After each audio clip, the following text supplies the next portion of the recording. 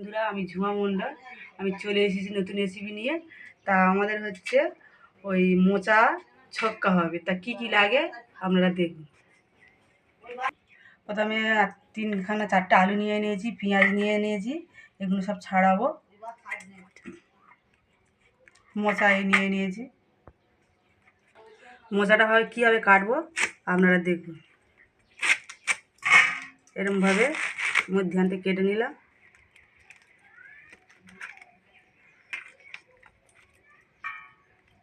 ভিতরের অংশটা আমি নেব। এইভাবে দু কুচি করে নেব।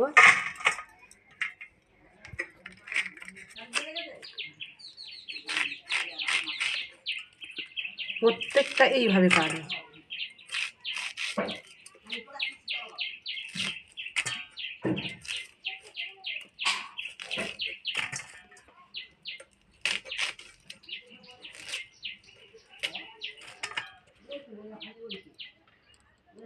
আলুটা এইভাবে ছাড়িয়ে নেব।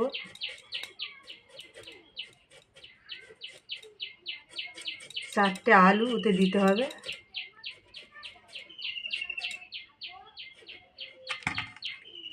তবে মোচাটাকে ধুয়ে নিতে হবে ভালো করে।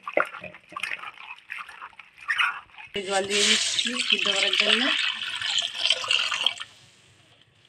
একটু লবণ দিয়ে দিচ্ছি অল্প করে। এই যে মোচাটাকে ঢেলে দিচ্ছি, দিয়ে এই চাপা দিয়ে সিদ্ধ হয়ে গেছে। এবার লাগিয়ে নেবো। সিদ্ধ হয়ে গেছে, এবার জলটা ঝারিয়ে নেবো। আমরা এই মোচা সিদ্ধ করে নিয়ে নিয়েছি, আলু সিদ্ধ করে নিয়েছি। এবার আমরা বেটে নেবো।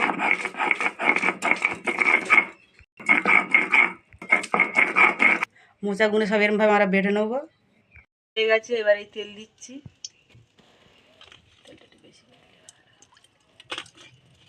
আমরা 5 ফোড়ন দিয়ে দিচ্ছি। আমরা পেঁয়াজ বাটাটা দিয়ে দিচ্ছি। আমরা হলুদ গুঁড়োটা দিয়ে দিচ্ছি, এই ঝালের গুঁড়ো দিয়ে দিচ্ছি।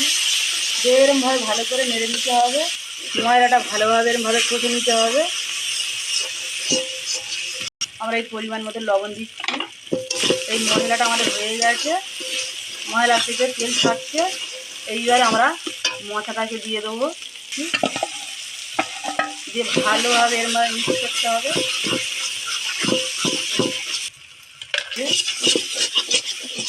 এরকমভাবে ভালো করে মিক্স করে নেবে। এইবারে আমরা দেবো একটুখানি জিরের গুঁড়ো ছড়িয়ে, তারপর দেবো একটু গরম মশলার গুঁড়ো। ভালোভাবে এরকম নেড়ে নিতে হবে।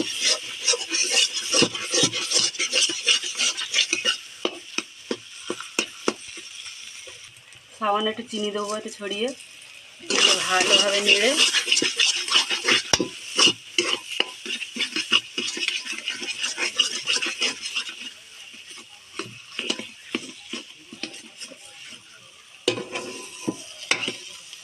আমাদের এটা হয়ে গেছে। এবার আমরা লাগিয়ে নেব। এই আমাদের হয়ে গেছে, আমরা এবার লাগিয়ে নিচ্ছি। আমার মোচার ছক্কা হয়ে গেছে বন্ধুরা। আপনারা বাড়িতে করে খেয়ে দেখবেন, করে আমাকে কমেন্ট করে জানাবেন যে কেমন হয়েছে, আর আমার পাশে থাকবেন।